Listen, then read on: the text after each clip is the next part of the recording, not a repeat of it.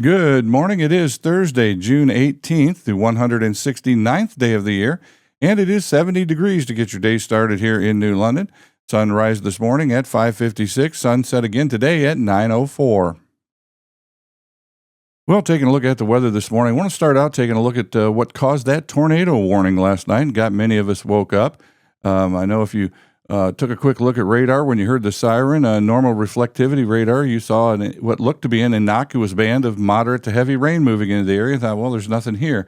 But the high resolution storm relative velocity clearly showed rotation down here north of Bucyrus, southwest of Willard, heading in our direction. This is at 11:53. At that point in time, we were just under a severe thunderstorm warning. The tornado warning had just been issued, went up into the southwestern corner of Huron County. This was clearly, many of the meteorologists were talking about it yesterday, even though we had very little convective forcing in the atmosphere, especially by this time last night. That crazy 100-plus mile an hour jet stream coming through was putting so much wind shear in the atmosphere. There was so much rotation there in the atmosphere that it didn't take much of anything for something to spin up and start rotating. I'll step this forward here a little bit, and as we see, the rotation kind of starts to dissipate. It was really clear right when the warning was first issued. Then it continues to move, and it's tracking right towards New London. Then about 15 minutes or so after midnight, the tornado warning got extended. That was at the point when New London was actually in the tornado warning. And as we step it forward, the rotation, it's still there, but it continues to kind of dissipate and break apart. And fortunately for us, by the time it got to New London, it had dissipated and the rotation kind of fell apart. But there was good reason for the warnings last night and waking everybody up. It wasn't a false alarm. There was definitely rotation out there heading our direction. But fortunately, it dissipated before it got here. All right, taking a look at the current conditions, radar this morning shows the storm system moving off to our southeast, rain up in the northeast corner of the state, a little bit of scattered rain out through the plains, and a bunch of rain down here associated with the tropical system.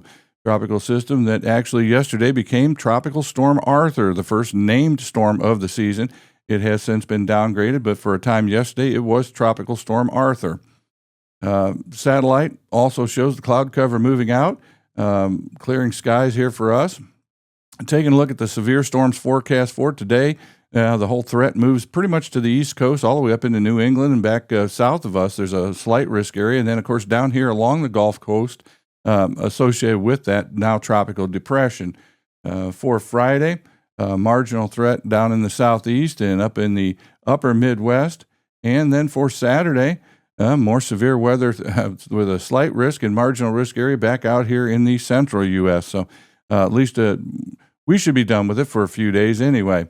Finally, just taking a look here, that is tropical now depression, post-tropical cyclone Arthur, and it will continue to bring some trouble for the folks down here in the extreme southern states here for the next few days, and as it works its way off to the southeast with a lot of rain and flooding and stuff down there for them, but it is now downgraded back down to a tropical depression, so they'll be dealing with that for the next couple of days. Taking a look at our forecast for today, it'll be partly sunny with a high near 71. Now it's going to stay breezy throughout the day with that strong jet stream air flowing through from the west to the east. For tonight, it'll be mostly clear with a low around 53. And for your Friday, increasing clouds with a high near 75. The Firelands Ambulance District released their monthly report for May. It was another busy month with 94 calls for service. 46 here in the village of New London, 24 in New London Township, 9 in Fitchville Township, 7 in Troy Township, 5 in Ruggles Township, and 3 mutual aid calls, with 49 of the calls resulting in patient transport. Well, today is National Clean Your Aquarium Day. It is Go Fishing Day and International Sushi Day. Taking a look at some history on this date, in 1812, the U.S. Congress declared war on Great Britain, Canada, and Ireland, starting the War of 1812. In 1923, Checker Taxi put its first taxi in service in Chicago.